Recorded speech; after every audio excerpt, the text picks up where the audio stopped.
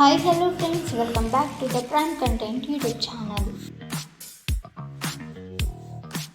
కేంద్రంలోని మోడీ ప్రభుత్వం దేశంలోని 10 కోట్ల మంది పైగా ఉన్నటువంటి ఈ పీఎం కిసాన్ యోజన లబ్ధిదారులైన రైతులకు శుభవార్త వినిపించింది.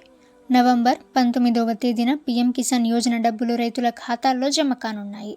పీఎం కిసాన్ యోజన డబ్బులు రైతులకు పెద్ద ఎత్తున లబ్ధి చేకూర్చనుంది అని చెప్పవచ్చు.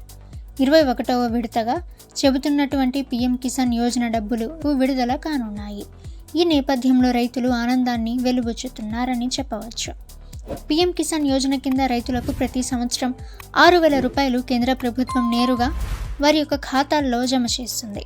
ఈ నేపథ్యంలో పీఎం కిసాన్ యోజన కింద ఇప్పటికే 4,000 రూపాయలు రైతుల ఖాతాల్లో జమ అయ్యాయి.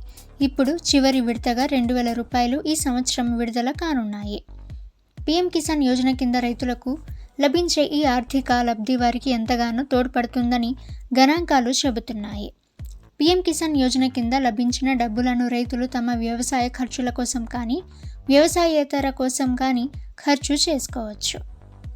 ఇక పీఎం కిసాన్ యోజన కింద ప్రస్తుతం లభిస్తున్నటువంటి 6,000 రూపాయలతో పాటు ఆంధ్రప్రదేశ్ రాష్ట్ర ప్రభుత్వం అన్నదాత సుఖీభవ పేరిట 14,000 రూపాయలు ప్రతి సంవత్సరం విడుదల చేస్తుంది.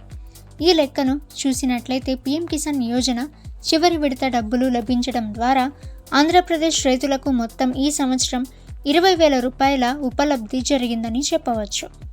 రైతుల అకౌంట్లో నేరుగా పీఎం కిసాన్ యోజన డబ్బులు ఉన్నాయి.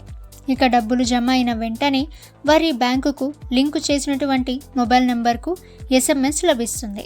ఒకవేళ SMS సందేశం లభించకపోతే రైతులు తమ ఏటీఎం కార్డు ఉపయోగించి వాళ్ళ యొక్క బ్యాంక్ అకౌంట్ స్టేట్మెంట్ అనేది చూడవచ్చు. ఓకే ఫ్రెండ్స్, పీఎం కిసాన్ మరియు అన్నదాత సుఖీభవకి సంబంధించిన లేటెస్ట్ న్యూస్ అయితే ఇది. ఇక మీరు రైతులకి సంబంధించిన ఏ చిన్న అప్డేట్ కూడా మీరు మిస్ కాకుండా ఉండాలనుకుంటే ద ప్రైమ్ కంటెంట్ యూట్యూబ్ ఛానల్ని సబ్స్క్రైబ్ చేసుకోండి. వీడియో నచ్చితే వీడియోని లైక్ చేయండి.